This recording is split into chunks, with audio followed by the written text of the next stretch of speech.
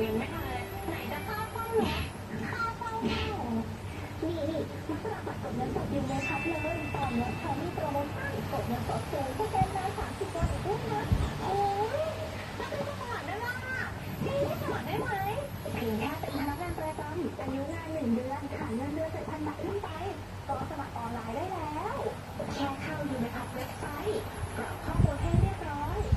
อนุมัติปุ๊บรับเงินทันทีเพียงแค่เลือกรับบริการโอนเงินเข้าบัญชีพร้อมเพย์หลังจากได้รับการอนุมัติเป็นยังไงล่ะได้สิล่ะง่ายมากนะแบบนี้ผมจะรีบไปสมัครแล้วแหละ ยูเมพลัสบวกความสุขให้ชีวิต